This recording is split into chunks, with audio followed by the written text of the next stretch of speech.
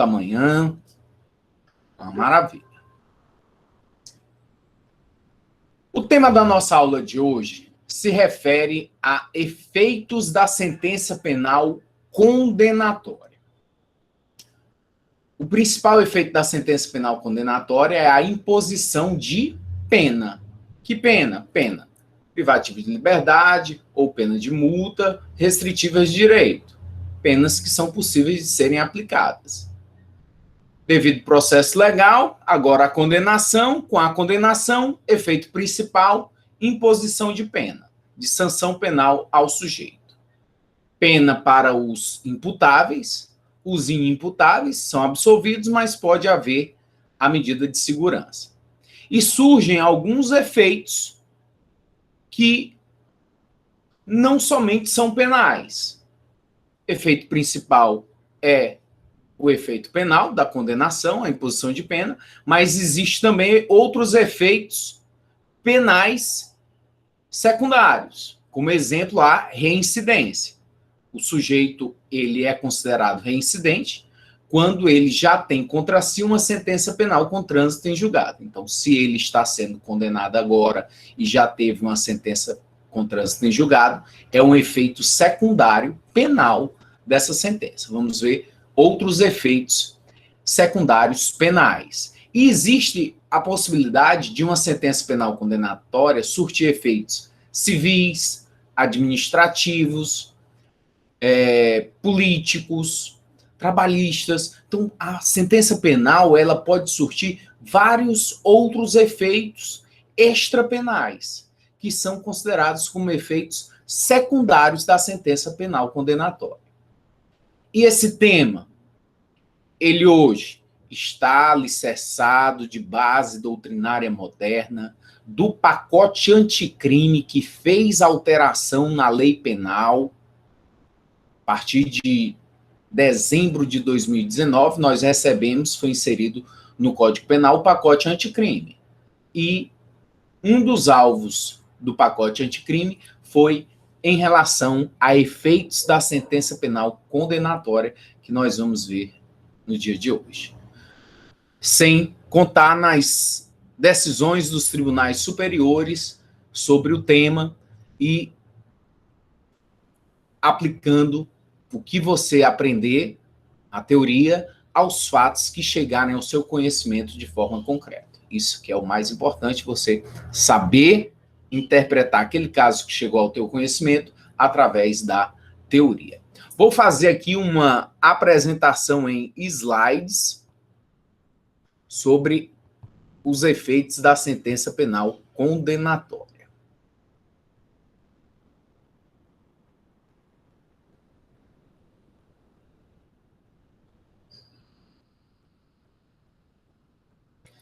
Dos efeitos da condenação.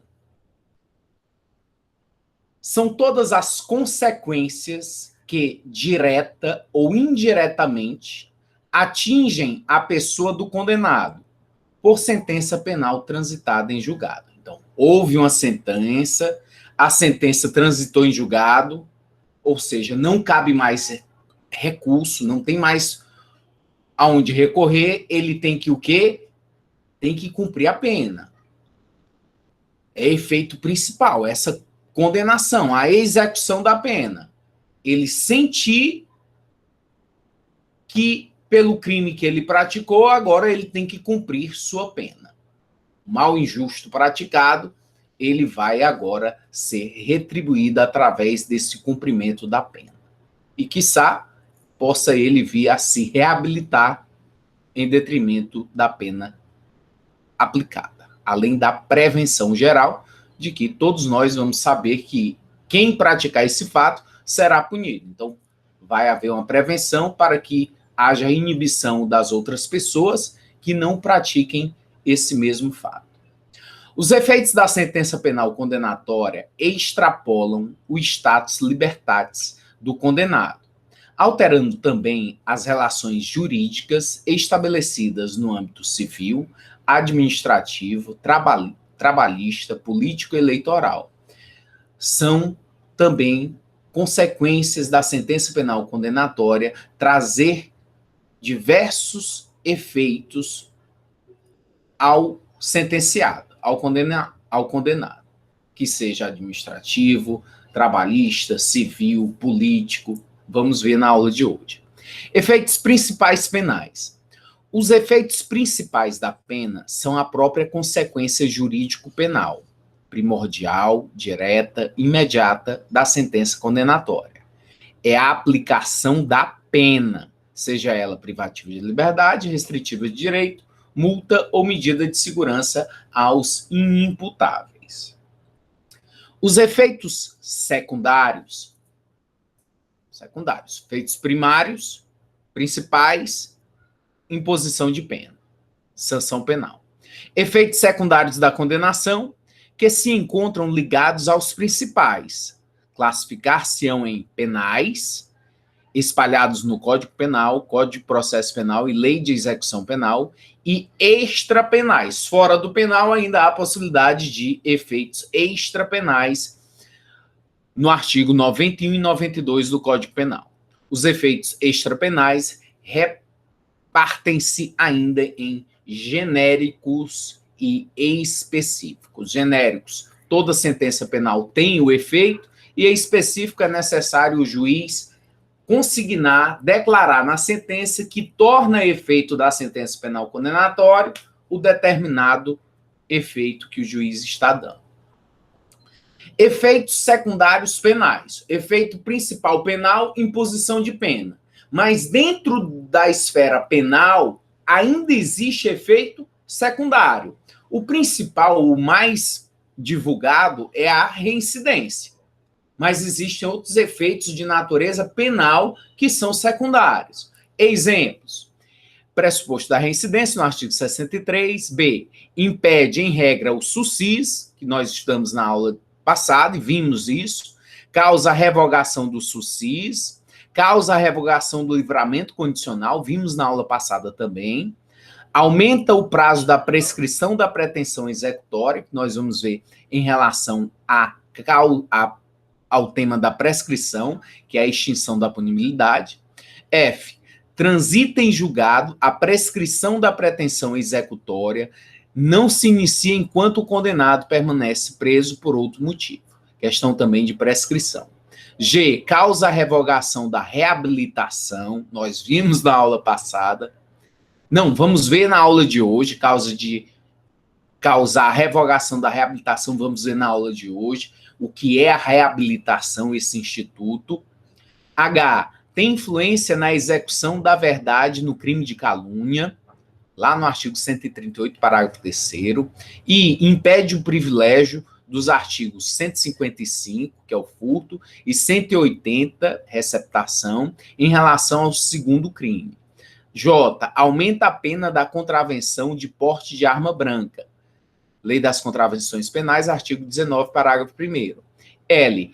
Constitui elementar da figura típica da contravenção de posse não justificada de instrumento de emprego usual na prática de furto. Lei de Contravenções Penais, artigo 25. Então, você vê que, além do Código Penal, diversas outras normas, seja lei especial, extravagante, vai trazer por consequência, algum efeito em decorrência da condenação. Artigo 91 do Código Penal. Efeito secundário, extrapenal, não tem natureza penal, mas é extrapenal, e é genérico porque em toda condenação pode vir a surtir esse efeito, independentemente do juiz expressar, declarar ou não. Mas é possível que esse efeito ele venha a partir do momento em que há a condenação do réu. Artigo 91. São efeitos da condenação. Inciso 1. Tornar certa a obrigação de indenizar o dano causado pelo crime. A todo mal injusto praticado é possível haver uma indenização. Sim, você praticou um crime, Pratiquei. Então, você vai ter que indenizar essa vítima. A vítima morreu, então indenize os familiares. Lá no Código Civil, aí eu vou trazer aqui um paralelo para você ter a noção de como essa indenização ela vai ser compreendida, encarada lá no Código Civil. Note aqui alguns dispositivos do Código Civil. Artigo 186. Código Civil. Aquele que, por ação ou omissão voluntária, negligência ou imprudência, violar direito e causar dano a outrem, ainda que exclusivamente moral, comete ato ilícito. Pelo ato ilícito, deve haver uma reparação. Artigo 927 do Código Civil. Aquele que, por ato ilícito, causar dano a outrem, fica obrigado a repará-lo. Aí vem a doutrina. A vítima ou seus sucessores não estão obrigados a aguardar o desfecho da ação penal, podendo buscar o ressarcimento dos danos através de ação própria no juízo cível. A obrigação de indenizar, como não se trata de pena criminal, mas de efeito da condenação, transmite-se aos herdeiros do delinquente, até os limites da herança. Nós vimos que a pena, ela é personalíssima. Não se transmite pena. Ah, eu fui condenado a uma pena privativa de liberdade, a uma pena de multa, a uma pena restritiva de direito. Morri. Meus descendentes ou meus ascendentes vão responder por ela? Não, não vão. Não vão, de jeito nenhum. Nem pena de multa, que é um quanto, que é pagar. Mas como teve o caráter de pena, esse valor que eu estava devendo não vai ser transmitido para os meus herdeiros, porque é um efeito principal da sentença penal condenatória, a imposição de pena, e foi a pena de multa. Então, pelo princípio da personificação da pena, essa pena de multa não vai para o meu descendente. Assim como, se houver a imposição de pena restritivas de direitos, e essa pena restritiva de direitos ter sido uma perda de valores, uma prestação pecuniária, um quanto. Se eu morrer, a minha herança não vai suportar esses valores. Não. Por quê? Porque era uma pena. A natureza era pena. Penal. Efeito principal. Agora, nessa situação, como é um efeito extrapenal, é um efeito cível, de natureza diferente, natureza cível, eu vou ter que indenizar. Agora, se eu morrer, essa indenização, ela persiste. Mesmo dentro do valor que eu tenha transmitido aos meus herdeiros. Porque é um efeito secundário. É um efeito cível, decorrente do fato que eu pratiquei. Esse mesmo fato, notem aí, ele é um crime e ele tem uma natureza cível de a ser indenizada. Essa natureza cível, ela permanece. A obrigação de indenizar, por não se tratar de pena criminal, mas de efeito da condenação, ela acaba sendo transmitida aos herdeiros do delinquente. Até o qual? Limite da herança, limite do que o sujeito iria passar. Aí eu trouxe alguns dispositivos do Código Civil só para você ter uma ideia de como o juiz deverá se portar em relação ao quantum de indenização que ele deverá determinar a esse sujeito que praticou o fato. São também responsáveis pela reparação cível, inciso 1, os pais pelos filhos menores que estiverem sob sua autoridade e em sua companhia. Artigo 935. A responsabilidade civil é independente da criminal, não se podendo questionar mais sobre a existência do fato ou sobre quem seja o seu autor, quando estas questões se acharem decididas no juízo criminal. Se a sentença penal condenatória transitou em julgado, não cabe mais estar discutindo lá no cível se o fato realmente existe, quem foi o autor, vamos ouvir mais testemunhas, outras provas. Nada disso é discutido no cível. A sentença penal condenatória, ela acaba virando um título executivo a ser executado lá no juízo cível. Lá no juízo cível, o juiz só vai dizer o quanto de ser indenizado. Não precisa mais passar por produção de provas. Não tem mais essa necessidade. Artigo 935 do Código Civil. É independente.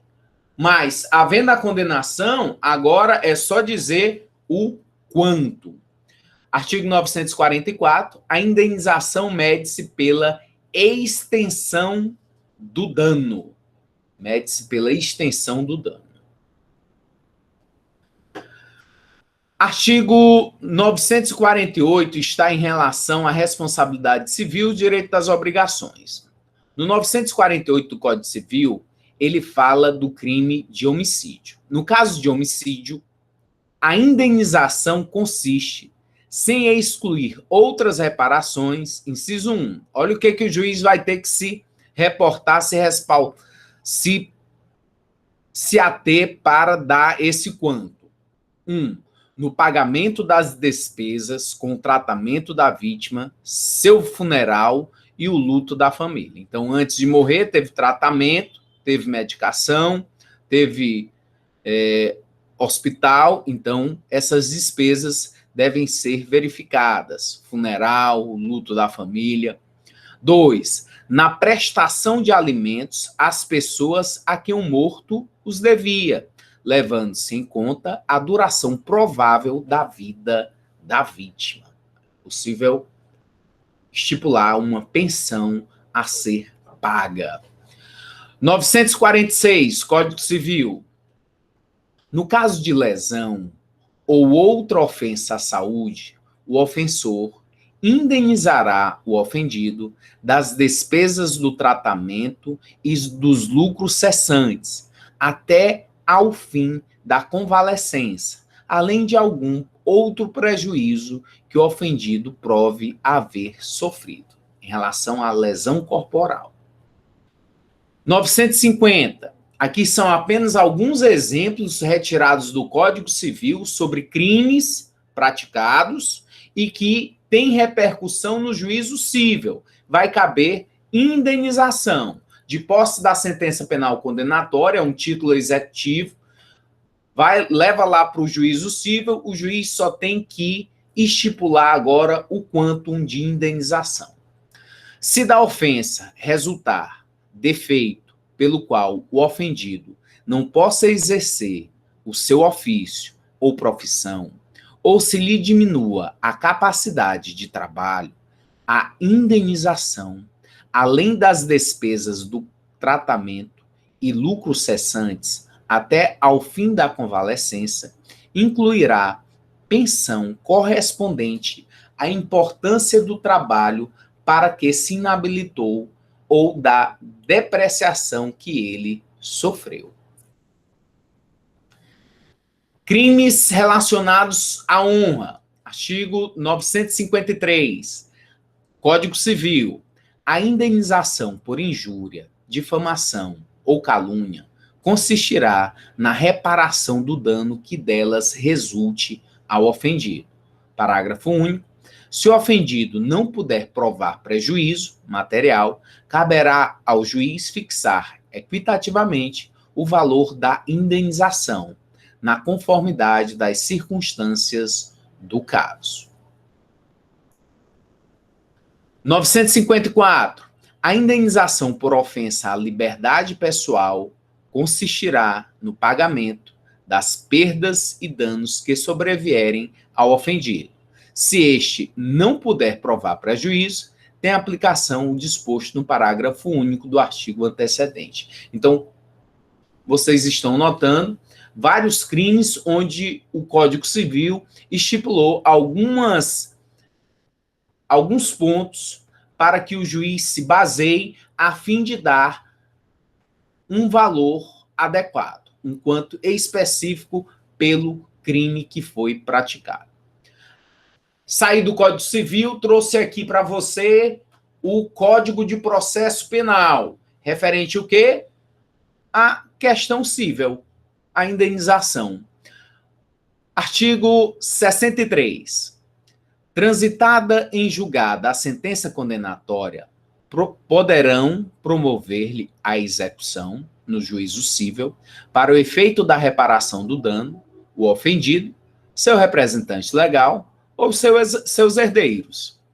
Artigo 64. Sem prejuízo do disposto do artigo anterior, a ação para ressarcimento do dano poderá ser proposta no juízo cível contra o autor do crime e, se for caso, contra o responsável cível. Parágrafo único.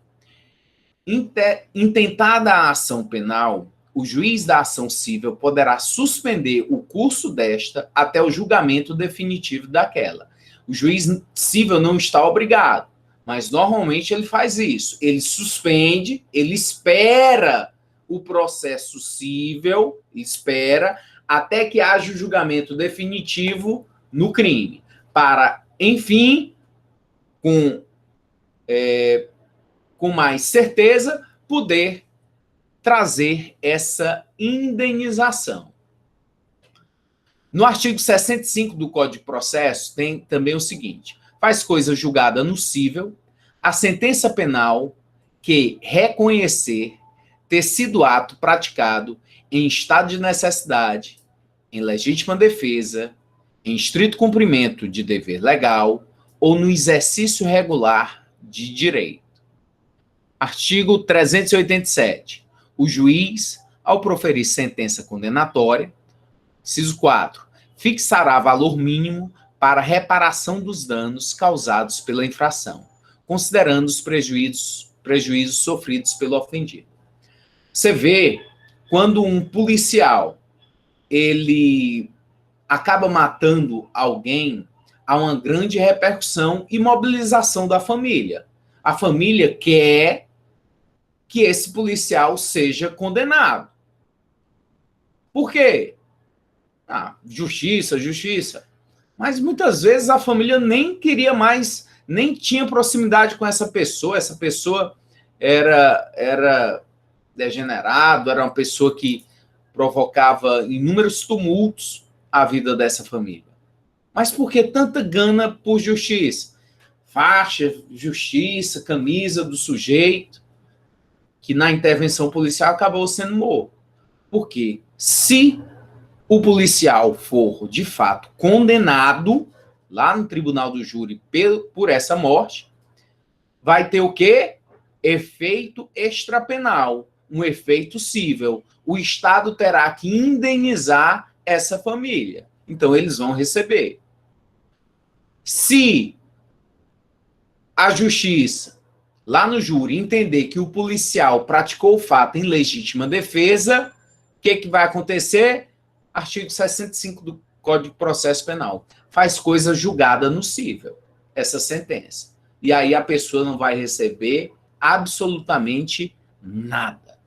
Você vê a alegria dos policiais aí nessa foto, quando foram absolvidos no júri por uma acusação de homicídio.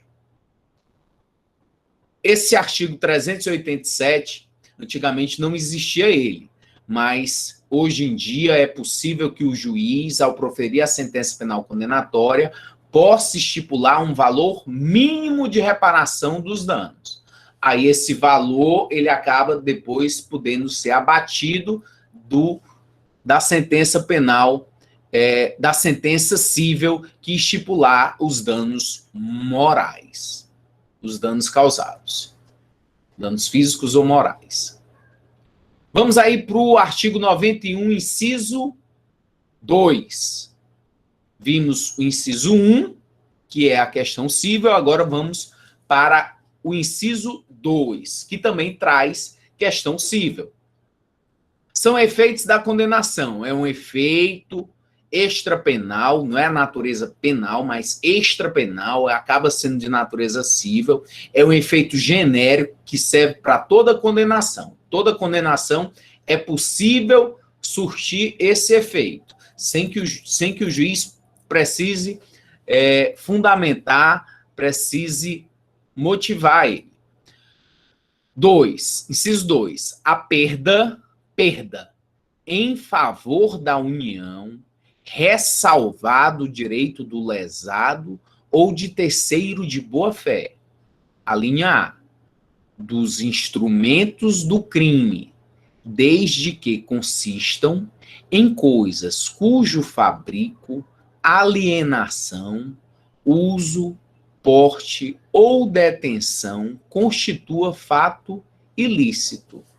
Claro, se o sujeito foi preso com droga, essa droga não tem que ser restituída. Se foi preso com arma de fogo, uma arma ilegal, essa arma tem que ser perdida, ser destruída, mas não vai ficar com o sujeito. Então é uma consequência, é um efeito da condenação. Mas tem que ser respaldado aí, respeitado direito de terceiro de boa-fé. Que terceiro de boa-fé? Não, a arma foi roubada e com essa arma roubada o sujeito matou outra. Vai ter o perdimento dessa arma? Não. E o terceiro de boa-fé, a vítima do roubo, que tem propriedade sobre a arma, uma arma lícita para essa pessoa, tem que ser restituída. Não vai ser perdida em favor da União, não. Respeitado o direito do terceiro de boa-fé. Ah, direito do lesado. Eu tive o produto do roubo. Encontraram o ladrão. E agora as coisas? Vai ser perdido para o Estado? Não. Devolve para o dono. O Estado não vai ficar com as coisas de pessoa de boa-fé, de uma pessoa que foi lesada pelo crime. Não pode. A finalidade do confisco, segundo a doutrina, impedir a propagação dos instrumentos idôneos para a prática de crimes. B, não permitir o enriquecimento ilícito do criminoso. C, e, por fim, desmantelar as organizações criminosas, destruindo a sua célula nervosa, qual seja impressionante capacidade financeira, fortuna, ainda que localizada no exterior. Essa linha C, ela está mais para o que nós vamos ver aqui na linha B, do inciso 2, que é o confisco por equivalência. E a gente ainda vai ver o confisco por ampliação, que foi trazido, inserido aí no Código Penal, em detrimento do pacote anticrime. Vamos aí primeiro para a linha B do inciso 2 do artigo 91. São efeitos da condenação. Inciso 2, a perda em favor da União, ressalvado o direito do lesado ou de terceiro de boa-fé. A linha B, do produto do crime, ou de qualquer bem ou valor que constitua proveito auferido pelo agente com a prática do fato criminoso. Parágrafo 1º. Poderá ser decretada a perda de bens ou valores equivalentes ao produto ou proveito do crime, quando estes não forem encontrados ou quando se localizarem no exterior. Parágrafo 2º. Na hipótese do parágrafo 1º, as medidas assecuratórias previstas na legislação processual poderão abranger bens ou valores equivalentes do investigado ou acusado para posterior decretação de perda. Todo produto do crime ele deve ser confiscado pelo Estado. O sujeito que está sendo condenado por conta de ter praticado um crime, ele não deve ficar com nada. Nada que seja originário de crime, de ilícito. O Estado tem que tirar tudo dele. Tudo que for de ilícito. Professor, mas ele tem um patrimôniozinho ali que é lícito. Ele comprou com o suor dele antes de começar a praticar crime. Então, pera lá. Então, esse patrimônio aí o Estado não vai mexer. Mas tudo que for produto do crime, qualquer bem, qualquer valor que for proveito auferido pelo crime, o sujeito, ele furtou lá o Banco Central, pegou o dinheiro, mas agora ele comprou fazenda, comprou iate, comprou apartamentos. Então, é proveito auferido com crimes. Também vamos confiscar. Vai ser perdido em favor da União. Então, perde-se os bens, perde-se os valores. Equivalente a esse produto que foi proveito do crime. E se não for encontrado, se não for localizado, tem produto que está no exterior e o Estado não está conseguindo tomar. Não tem problema. O que a gente faz? Faz uma equivalência desse confisco. O dinheiro que ele botou lá no exterior, o patrimônio que ele tem lá no exterior, que a gente não está conseguindo confiscar aqui, a gente faz uma equiparação aos produtos que ele tem aqui no Brasil. É o confisco por equivalência. Desse parágrafo 1º e 2º. Aqui a doutrina, artigo 91. Nas situações em que o produto ou o proveito direto do crime julgado não é encontrado ou se localiza no exterior, quando então se autoriza a medida sobre bens equivalentes que possam constituir o patrimônio lícito do condenado. A priori, a gente vai para o patrimônio ilícito. Tudo que foi lícito, confisca. Não conseguiu pegar tudo. Por quê? Porque ele botou lá no exterior, ele escondeu, não foi localizado. Então, por equivalência, vamos a esse produto lícito, vamos ao produto lícito, equivalente ao que foi desviado, ao que foi escondido ou que está no exterior e a gente não consegue confiscar. Gabriel tem uma pergunta.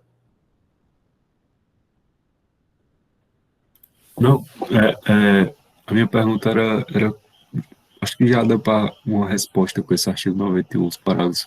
Era se ele, por exemplo, rouba um carro e transfere para uma pessoa jurídica, se poderiam apreender sem a despersonalização, sem despersonalizar, né, a empresa, a pessoa jurídica. Eu acredito que foi respondido porque, primeiro, Gabriel, a gente tem que ressalvar o direito do terceiro de boa-fé. Um bandido vai... Isso aconteceu quando do furto ao Banco Central. Teve uma agência de veículos aqui em Fortaleza que os bandidos eles foram até essa agência de veículos, compraram vários carros de uma vez só, com aquela dinheirama toda, com todo o dinheiro vivo ali, notas de 50, e o comerciante vai fazer o quê? Vai deixar de vender? Vai mandar ele ir para o concorrente? Por quê? Não, ele acreditou que aquele dinheiro fosse, achou meio estranho, mas acreditou que fosse lícito. E tanto é que depois os proprietários acabaram sendo absolvidos. Primeiro eles foram denunciados, porque houve uma interpretação, a princípio, de que eles estavam envolvidos na trama criminosa, mas, ao final, eles foram julgados e absolvidos em relação a esses fatos. Então, o direito do terceiro de boa-fé deve ser preservado. Então, recupera lá o dinheiro e devolve os veículos. É isso que deve ser feito. Não tirar todos os veículos do indivíduo, tirar todo o dinheiro. Aí não seria o justo. A não ser que se descubra que realmente o sujeito estava participando do crime. Se ele coloca o carro em nome de uma pessoa jurídica, se é terceiro, de qualquer forma você tem que respaldar o direito do lesado. Efeitos secundários extrapenais genéricos, toda condenação se produz. Artigo 91, a linha A. Essa foi uma inovação do pacote anticrime dentro do texto penal. Não é que isso não existisse antes. Não é uma inovação o instituto desse confisco alargado, desse confisco ampliado. Não é. Já existia na lei de drogas, já existia na lei de lavagem de dinheiro, de capitais, já existia lá esse instituto. Mas, para o Código Penal, dentro da parte geral, veio a partir do pacote anticrime de dezembro de 2019. Então, vamos a ele. O que seria esse confisco alargado ou ampliado? Confisco alargado ou ampliado, ou também perda alargada, é uma denominação trazida pela doutrina. O Código Penal não trouxe essa denominação. 91A. Na hipótese de condenação por infrações às quais a lei comine pena máxima superior a 6 anos de reclusão, notem aí, não precisa ser a pena em concreto. Não é a pena que o juiz estabeleceu para o criminoso, 5 anos e 3 meses. Não. É o Código Penal no seu valor mínimo, no seu valor máximo. Aí você vai para onde? Analisar o valor máximo da pena. A pena é de quanto tempo? É de 6 a 20 anos. Então você vai analisar o valor máximo. Então, a lei comine pena máxima superior a 6 anos de reclusão poderá ser decretada a perda como produto ou proveito do crime, dos bens correspondentes, a diferença entre o valor do patrimônio do condenado e aquele que seja compatível com o seu rendimento ilícito.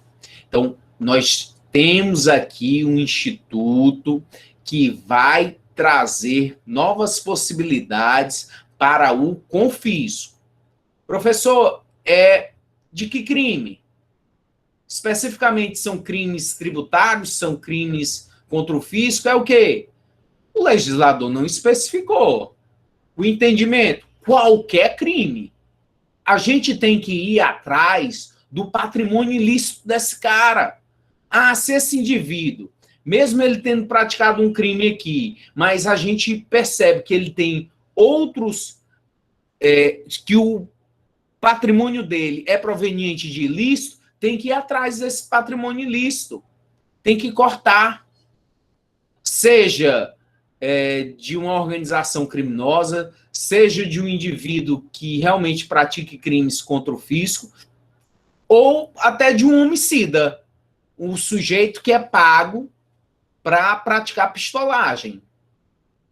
Ele ganha dinheiro, ele tem muito dinheiro só por conta das pistolagens, que ele é matador de aluguel. Então, o que vai acontecer com ele? Se o crime que ele está respondendo, no caso concreto, o sujeito foi condenado, e o crime tem pena superior a 6 anos, vai o juiz poder decretar a perda de produto ou proveito do crime, dos bens correspondentes à diferença entre o valor do patrimônio do condenado e aquele que seja compatível com seu rendimento lícito. Então, o que foi lícito do sujeito é possível de ser confiscado. Parágrafo 1º. Para efeito de perda, previsto no caput deste artigo, Entende-se por patrimônio do condenado todos os bens, inciso 1, de sua titularidade, ou em relação aos quais ele tenha o domínio e o benefício direto ou indireto, na data da infração penal ou recebidos posteriormente. E 2, transferidos a terceiros a título gratuito ou mediante contraprestação irrisória, a partir do início da atividade criminal. É o famoso laranja. Parágrafo 2º. O condenado poderá demonstrar a inexistência da incompatibilidade ou a procedência lícita do patrimônio. Parágrafo 3º. A perda prevista neste artigo deverá ser requerida expressamente pelo Ministério Público, por ocasião do oferecimento da denúncia, com indicação da diferença apurada. O Ministério Público ele tem lutado para que essa indicação desse valor ele possa, posteriormente, porque denúncia é quando inicia a ação penal. Com o recebimento da denúncia pelo juiz é que há o processo. Então, isso seria bem no início. Mas bem no início, o Ministério Público não tem tantas informações assim sobre o patrimônio do sujeito, patrimônio ilícito dele. Então, o Ministério Público tem lutado pelo entendimento de que essa indicação do patrimônio ilícito possa vir a ser complementado durante o processo ou nas alegações finais. Parágrafo 4º. Na sentença condenatória, o juiz deve declarar o valor da diferença apurada e especificar os bens cuja perda for decretada. Doutrina. O confisco alargado ou ampliado ou perda alargada é caracterizado por ser uma extensão do perdimento a bens que, embora não estejam ligados diretamente ao crime que está sendo julgado, de alguma forma provém de atividades ilegais, tanto que seu conjunto é incompatível com o rendimento lícito do condenado. Então, é uma inovação, é uma grande possibilidade de se asfixiar organizações criminosas, de asfixiar o dinheiro ilícito de pessoas que cometem crime. E aí, não apenas em relação ao crime que ele praticou, o juiz verifica, o Ministério Público verifica todo o patrimônio do sujeito. Não, mas ele só cometeu esse crime aqui. Epa, não, mas vamos examinar aqui o resto. É por isso que você jamais deve mobilizar seu dinheiro suado, seu dinheiro lícito, a patrimônio de pessoas que têm condutas duvidosas. Porque na hora que juntar esses patrimônios, juntar o seu patrimônio lícito ao patrimônio ilícito de alguém, depois vem e dá bronca lá na frente, o juiz vem, ó, come tudo. Ó, parágrafo 5º trata desse mesmo tema em relação às organizações criminosas e às milícias. Foi estabelecido um parágrafo único, o parágrafo 5º, só para as milícias e organizações criminosas. Os instrumentos utilizados para a prática de crimes por organizações criminosas e milícias deverão ser declarados perdidos em favor da União ou do Estado, dependendo da justiça onde tramita a ação penal, ainda que não ponham em perigo a segurança das pessoas, a moral ou a ordem pública, nem ofereçam sério risco de ser utilizados para o cometimento de novos crimes. Mais uma vez, uma tentativa de asfixiar o poder dessas organizações que muitas vezes acabam ficando bilionárias com certos crimes. Então, é necessário que a justiça promova ações, tenha um aparato específico para tirar, confiscar esses instrumentos utilizados para a prática de crimes. Aqui no Rio de Janeiro houve uma prisão, olha a quantidade de pessoas aí presas, ligadas à milícia.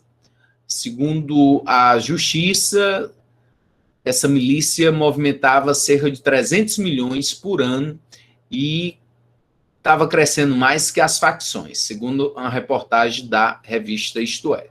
Os grupos paramilitares, ou os milicianos, exploram atividades como transporte irregular de vans, grilagem de terrenos, contrabando de mercadorias, cobrança por proteção, exploração de caça-níqueis, empréstimo de dinheiro, tráfico de drogas, e aí vem lá a questão do gás, olha o gás, do gás também, da internet, tudo isso eles comandando, cobrando propina para a instalação. Esse pessoal é tão cara de pau que até indivíduo que foi comprovado lá, até indivíduo que fazia malabarismo lá no semáforo, eles estavam cobrando uma taxa do sujeito. Por aí você tira. Então eles vão para cima e se a polícia, se a justiça não intentar ações drásticas, vão se instalando. Trouxe aqui um texto da Constituição Federal em seu artigo 243, relativo à questão do tráfico de drogas e exploração do trabalho escravo. Olha aqui o que diz o artigo 243, que acaba sendo um efeito extrapenal genérico em relação à sentença penal condenatória. As propriedades rurais e urbanas de qualquer região do país, onde forem localizadas culturas ilegais de plantas psicotrópicas ou a exploração de trabalho escravo, na forma da lei, serão expropriadas e destinadas à reforma agrária e a programas de habitação popular, sem qualquer indenização ao proprietário e sem prejuízo de outras sanções previstas em leis. Então, notem aí que a Constituição Federal, ela, em 1988, trouxe esse dispositivo, foi reformado em 2014, e aí contemplou também a questão do trabalho escravo, para trazer essa possibilidade do confisco, da expropriação de terras que são utilizadas tanto para o plantio de drogas, quanto para a exploração de trabalho escravos. E aí coloca para a reforma agrária, coloca para programa de habitação popular.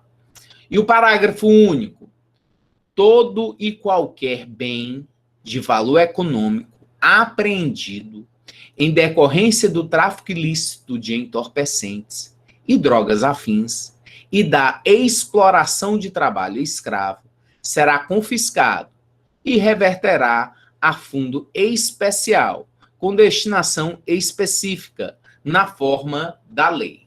Então, é possível também a esses objetos, a esses bens, eles serem apreendidos e destinados a quê? Por exemplo, as polícias.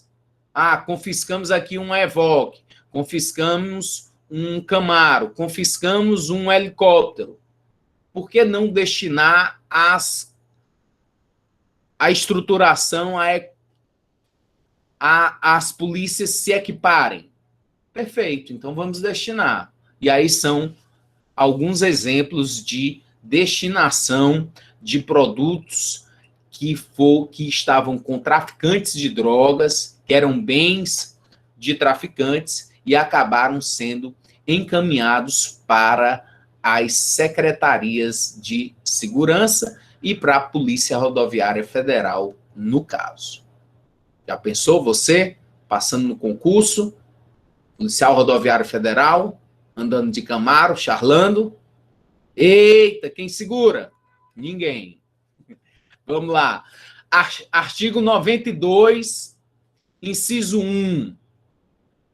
Esses efeitos aqui do artigo 92, eles são secundários, extrapenais, mas são específicos. Por que, professor, específicos? Por conta do parágrafo único.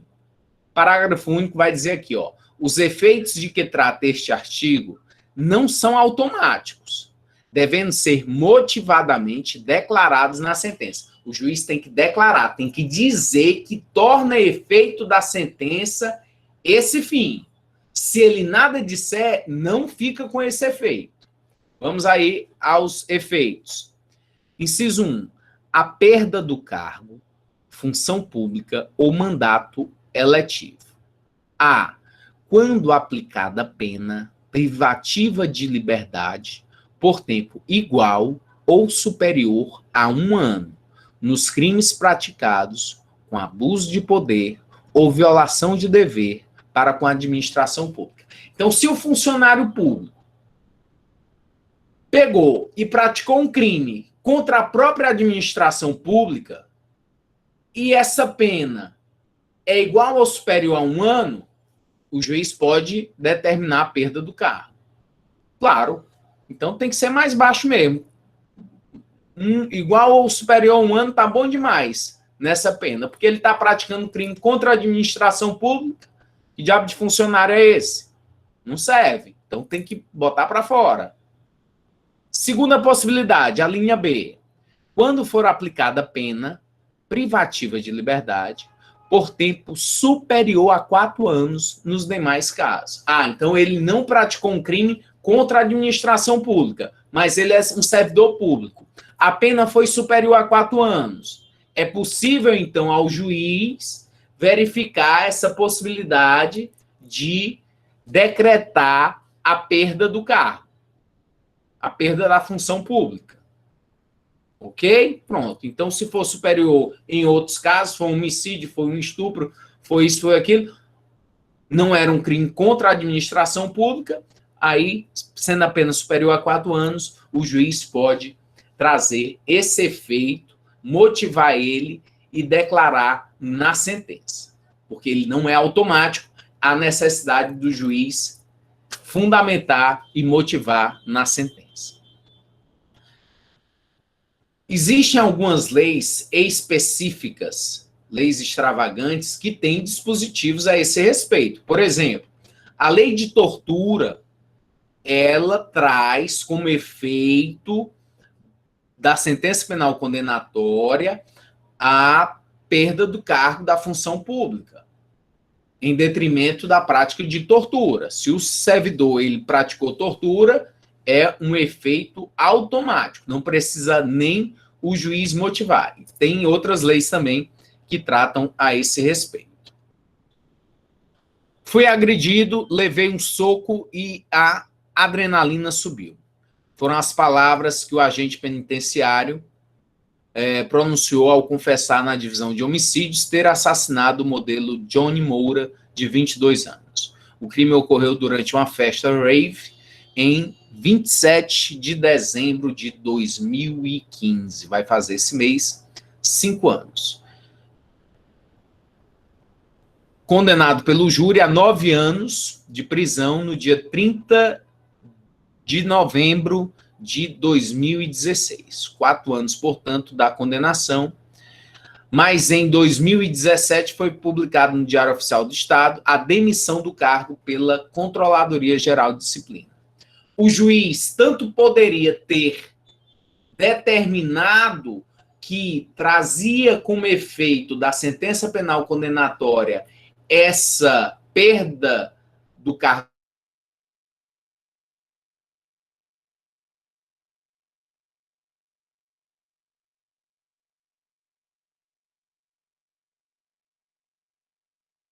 paralelamente, são instâncias independentes, a criminal e a administrativa. Na administrativa, na corregedoria, que aqui no Ceará é Controladoria Geral de Disciplina, ele acabou, no processo que respondeu, sendo punido com demissão, que é a pena máxima administrativa. correu em paralelo. Mas o juiz poderia ter dado também essa demissão a ele. A responsabilidade do servidor, e aí na foto você está vendo um delegado lá do Amazonas, que ele promovia MMA dentro das celas da delegacia. Ele chamava os presos e botava os presos lá para brigar.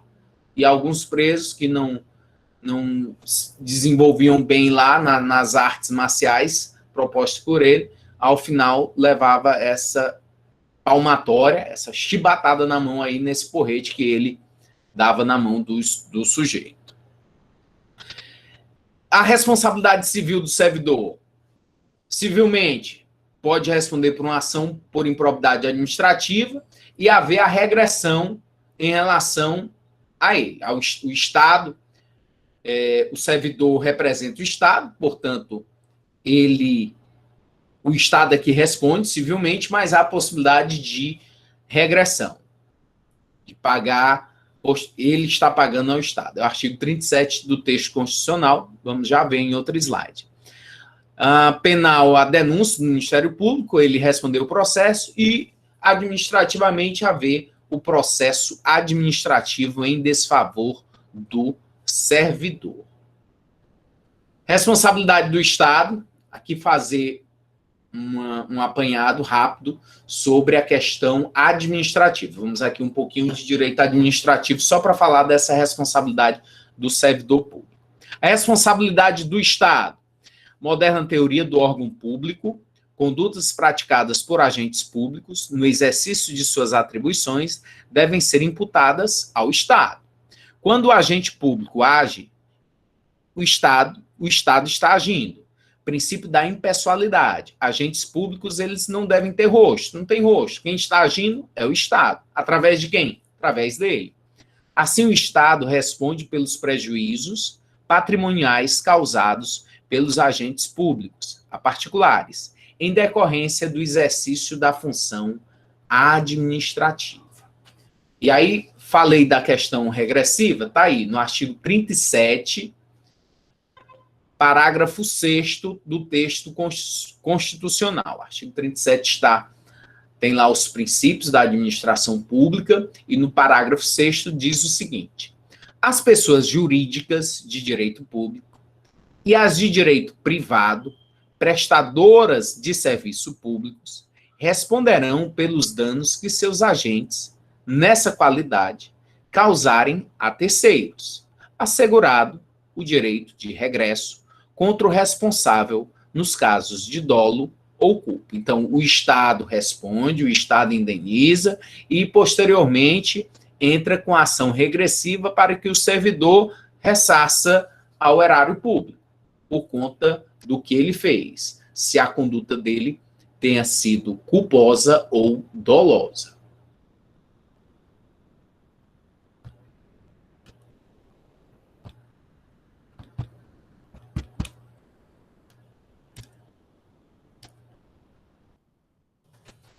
Independência das instâncias administrativa e penal. As instâncias são independentes. Administrativa, criminal, cível, independentes. Agora, existe a possibilidade de haver comunicabilidade em relação às sentenças. De acordo com a doutrina e a jurisprudência majoritárias, repercutem na esfera administrativa as decisões absolutórias fundadas na comprovada inexistência do fato, negativo de materialidade, na comprovada não participação do réu no delito, negativo de autoria, e na comprovada existência de circunstâncias que excluam o crime, ilicitude da conduta. O sujeito, ele é um servidor público, e na sua corregedoria, ele respondeu um processo administrativo em decorrência do fato praticado. Lá ele foi demitido. A punição dele foi demissão. Só que, paralelamente, paralela a isso, ele estava respondendo pelo mesmo fato na justiça criminal. E lá ele está respondendo. No final, a decisão judicial foi pela sua absolvição. Ele foi absolvido na justiça criminal. Ok. Tá, mas ele foi absolvido por falta de prova. Então não vai repercutir na administrativa, continua a demissão. Não, na justiça criminal, ele foi absolvido porque foi demonstrado que o fato não existiu. Negativa de materialidade, o fato não existiu. Não houve o fato. Então, essa sentença criminal vai repercutir na administrativa. Esse sujeito tem que voltar ao cargo que existia antes. Não, lá na justiça criminal, ele foi absolvido pela negativa de autoria. Ele comprovou que não foi ele. Se ele comprovou que não foi ele, e as provas indicaram isso, vai repercutir na administrativa. Ele vai ter que voltar. Ele volta ao mesmo cargo.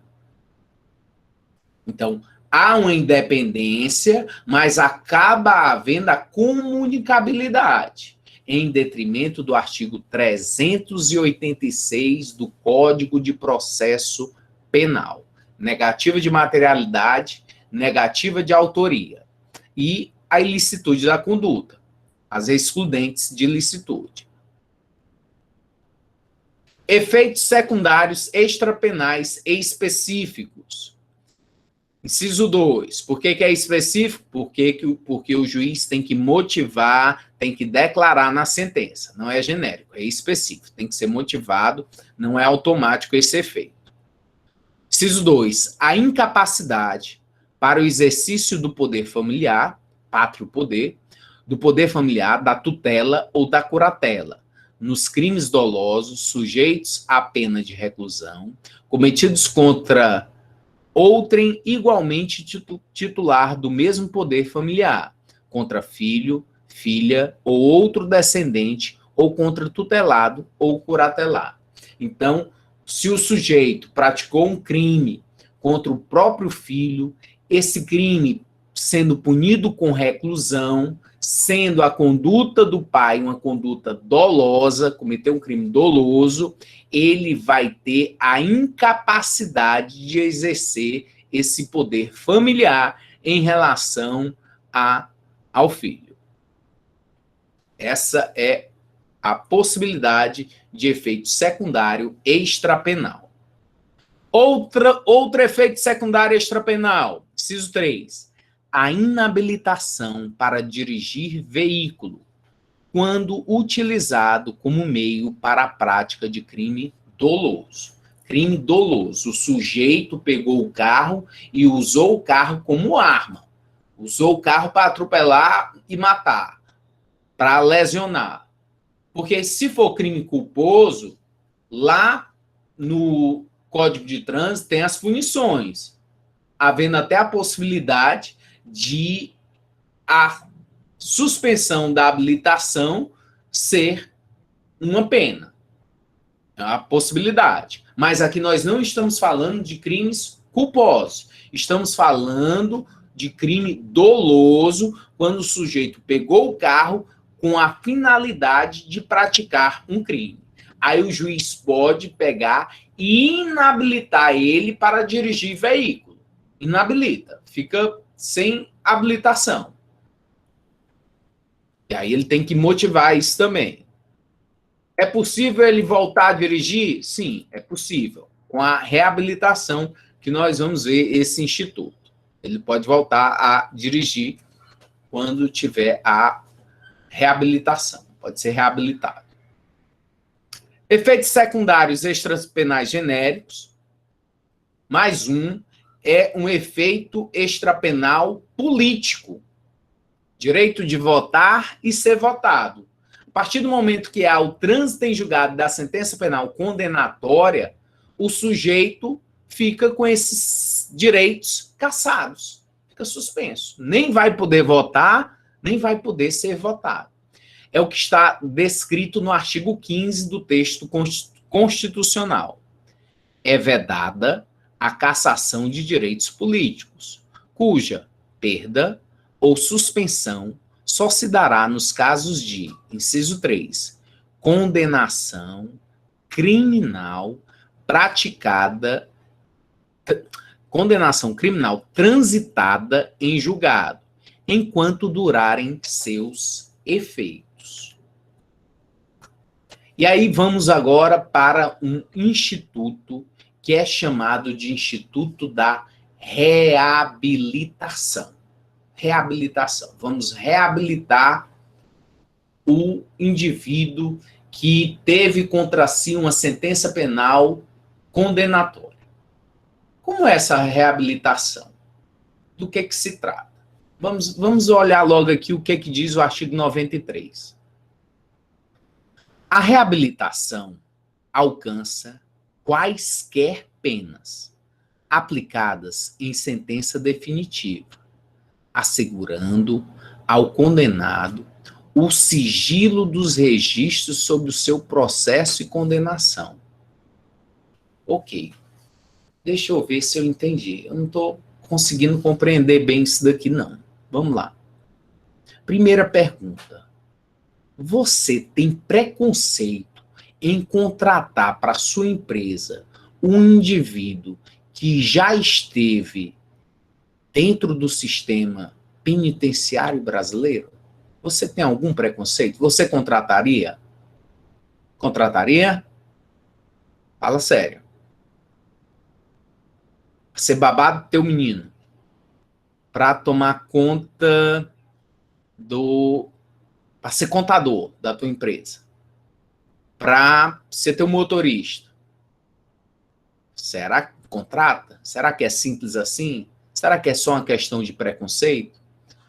Porque você tem uma entrevista de empregos. Tem lá 5 pessoas que você entrevistou. A que você mais gostou, que você deu mais... Esse é o cara.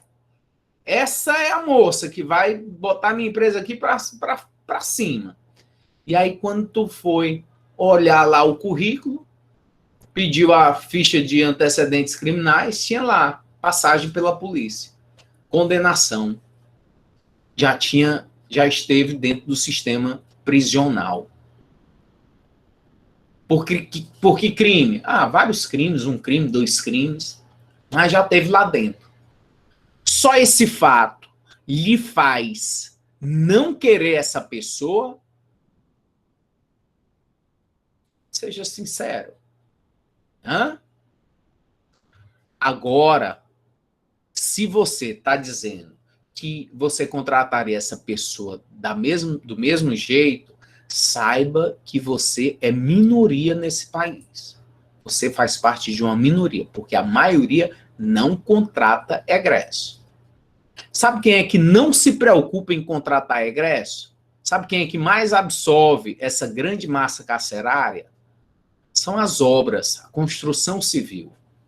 Porque o empresário, o dono da construtora, não está preocupado se o sujeito lá que está carregando cimento, tijolo, fazendo lá o cimento, se ele já esteve no presídio ou não. Ele está no ar-condicionado dele, longe, não está lá na obra. Então, é onde mais se tem pessoas egressas. O sistema prisional é na construção civil. Por isso é que quando o país está mal, quando a construção civil está ruim, aumenta o índice de criminalidade. Proporcional. Observe. Tá bom. Professor, eu entendi. Agora, o que é mesmo essa reabilitação? Por que a gente conversou sobre isso? Tá aí, no artigo 93, sigilo dos registros sobre o seu processo e condenação. É isso que faz a reabilitação. É fazer com que você, que é preconceituoso, que não vai dar vaga para o egresso, só porque ele tem lá na ficha, na folha de antecedentes criminais, alguns crimes. Então, vai fazer com que você não saiba, você não tenha essa informação. Quando ele for tirar a ficha de antecedentes criminais, a folha de antecedentes criminais vai dar um nada consta. Nada consta. E aí ele vai poder estar em iguais condições com todos os outros. Olha que maravilha. Ele vai estar competindo igual a todo mundo. Por quê? Porque não vai constar nada. Porque ele foi reabilitado. Ele foi inserido nessa reabilitação. A reabilitação alcança quaisquer penas, quaisquer crimes que ele tenha praticado. Vai assegurar ao condenado o sigilo dos registros sobre seus processos, sobre as suas condenações. Então, não vai aparecer. Só quem vai ter conhecimento é lá o Ministério Público, a Justiça, a Polícia, mas para a emissão de folha corrida, de registro, de folha de antecedentes criminais, não vai aparecer nada. É para isso que serve esse Instituto da Reabilitação, porque visa o trabalho do egresso, visa que ele possa ser novamente inserido no meio social e que ele possa ter oportunidade de emprego. O parágrafo único diz que a reabilitação poderá também atingir os efeitos da condenação previsto no artigo 92 deste Código, vedada a reintegração na situação anterior, nos casos do inciso 1 e 2. Vamos aqui voltar para o inciso 1 e 2 do artigo 92 para ver do que se trata isso. Ó. 92, inciso 2, cadê o 90? Deixa eu puxar aqui para lhe mostrar. Ixi. O 92, inciso 1, é a perda, função pública, cargo público, mandato eletivo. Ok. Esses daí é vedada a recondução para o mesmo cargo. Então, ele não pode ir para o mesmo cargo. Teve a reabilitação? Teve. Ele volta lá para o cargo? Não. É vedado. Não vai poder. Mas ele pode fazer um concurso para outro cargo em outro lugar? Pode. Aí pode. Só não pode para o mesmo cargo. Não pode haver a reabilitação para que ele possa exercer o mesmo cargo. E inciso 1 e 2. 2 é a incapacidade do exercício do pátrio poder. Ele pode ser reabilitado para o mesmo filho, para ter o pátrio poder sobre o mesmo filho? Não pode. Por quê? Porque há uma vedação. A única possibilidade de reabilitação é no inciso 3. Ele poder voltar a dirigir veículo. Ele é reabilitado para dirigir veículo, porque quando ele praticou o crime doloso, utilizando o veículo como instrumento, como meio para a execução do crime. Então, parágrafo único diz que a reabilitação poderá também atingir os efeitos da condenação, no artigo 92, no inciso 3.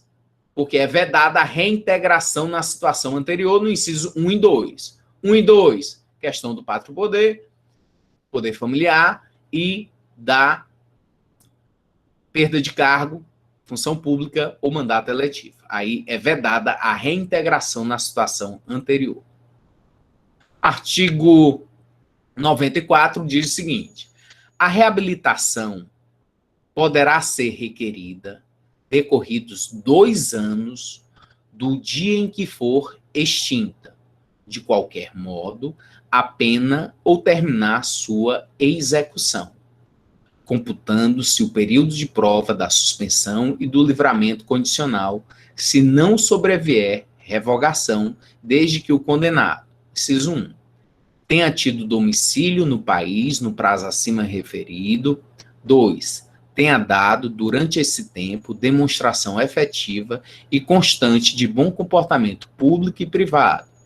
3, tenha ressarcido o dano causado pelo crime, ou demonstre a absoluta impossibilidade de o fazer, até o dia do pedido, ou exiba documento que comprove a renúncia da vítima ou novação da dívida. Parágrafo único. Negada a reabilitação, poderá ser requerida a qualquer tempo, desde que o pedido seja instruído com novos elementos comprobatórios dos requisitos necessários. Há uma divergência doutrinária acerca do artigo 94. Alguns entendem que a LEP, a Lei de Execuções Penais, traz esse efeito como automático, ou seja, a partir do momento que decorrem-se os 2 anos e ele não pratica nenhum crime e as condições, os requisitos todos são estabelecidos aí, são favoráveis a ele, é automático. Não deve mais estar sendo trazido folha de antecedentes criminais constando qualquer registro de processo de condenação contra o sujeito. Então, parte da doutrina entende que é automático, a partir de 2 anos, não fica mais nenhum registro. Não há necessidade do sujeito requerer ao juiz. E quem dá essa reabilitação não é o juiz das execuções, é o juiz que o condenou. Artigo 97. A reabilitação será revogada de ofício ou a requerimento do Ministério Público, se o reabilitado for condenado como reincidente, por decisão definitiva, a pena que não seja de multa. Então, há a possibilidade de revogação da reabilitação, mas sempre o sujeito, ele é chamado, é ouvido na audiência admonitória para que ele justifique o que aconteceu. Mas, se não, é revogada. Uma frase: a vida é como andar de bicicleta, para ter equilíbrio você tem que se manter em movimento. Vamos aqui ver algumas perguntas. Quem é que tem dúvidas? Vamos ver aqui no final. O Eduardo está com questionamento. Porque esses julgados que adentram em vários setores do direito não implicam no princípio do bis in idem, já que são várias sentenças em pauta de uma só ação. Deve estar dentro de um outro contexto aqui. Vamos ver. Eduardo está perguntando o que é status liberta. É um estado de liberdade, o sujeito está livre. Eduardo está perguntando se o criminoso rouba um banco e com parte do dinheiro compra uma indústria e com os rendimentos lícitos dessa indústria ele compra um carro, esse carro vai ser ilícito? Eduardo, esse carro ele é produto de ilícito, ou seja, é um dinheiro auferido em detrimento de ilícito. Então, é considerado como ilícito. Tudo que você tiver, eu roubei lá a sua caderneta de poupança, é o novo. Roubei, levei, e agora eu faço o quê? Aplico. Eu vou aplicar na caderneta, em outra caderneta de poupança. Só não tem teu nome, agora está com o meu. Aí vem a justiça confiscar esse valor. Ah, eu vou te dar o que eu tirei de ti, mas agora o que deu de lucro, o que rendeu, é meu. Não, não pode. É proveniente do ilícito. Então tem que ser confiscado também.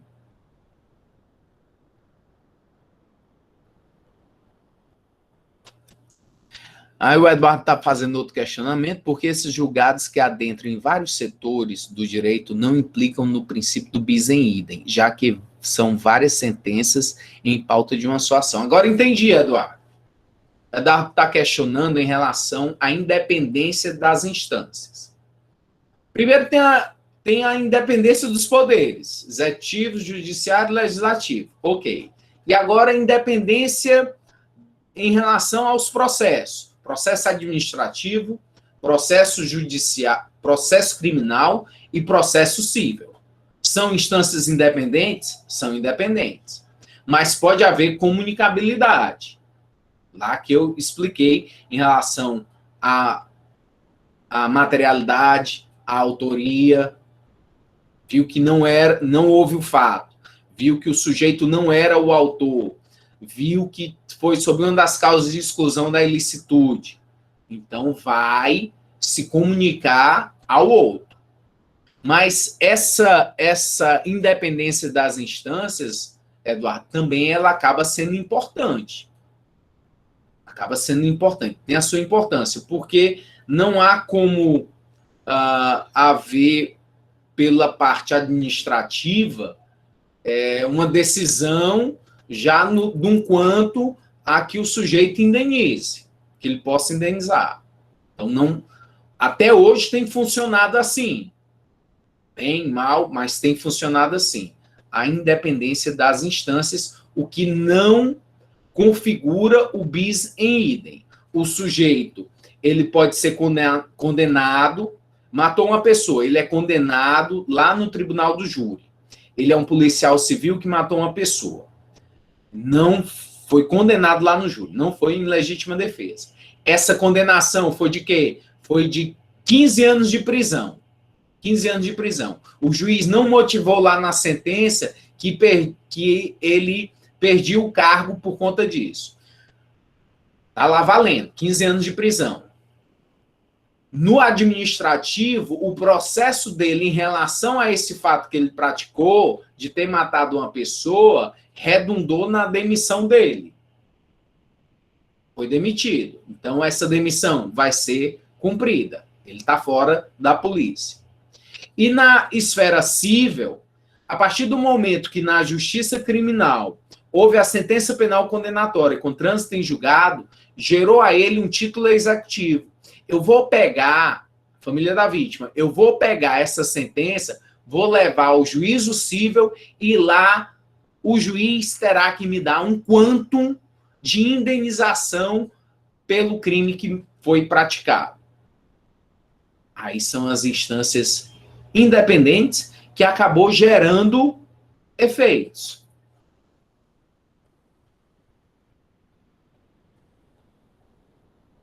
E aí não configura bis em idem. Wagner está fazendo questionamento se alguém comprar esse carro sem saber que é fruto de origem ilícita. Wagner, o direito, ele sempre preserva o direito do lesado ou do terceiro de boa-fé. Então, essa pessoa não deve arcar com esse prejuízo. Se for possível pegar esse carro e restituir ao cidadão, ótimo. Se não, esse dinheiro que ele recebeu pelo valor do carro, se não houve maracutaia, se não houve algo que excedesse ali a linha do bom senso, do equitativo, em relação à relação comercial que foi realizada, ele deve ficar com esse dinheiro pelo carro que ele vendeu, ok? Se o carro é lícito, o carro tem chassi, tem documentação, o carro é lícito. Só que o dinheiro que foi comprado o carro é um dinheiro de ilícito. O vendedor do carro não vai ficar no prejuízo.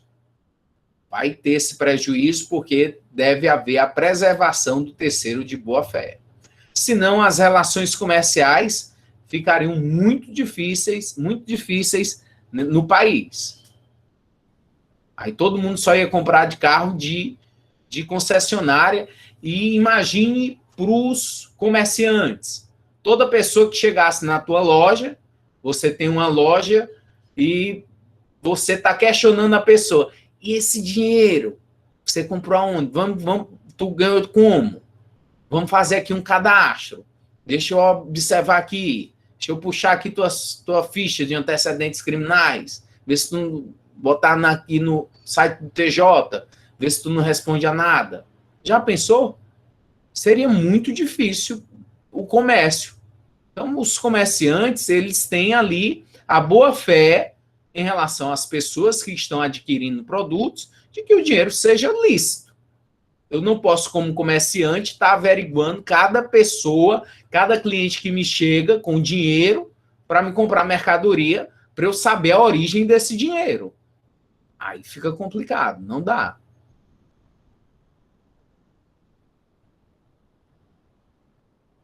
Ok? Então, se não tiver mais dúvidas, forte abraço, bom final de semana. Fiquem com Deus e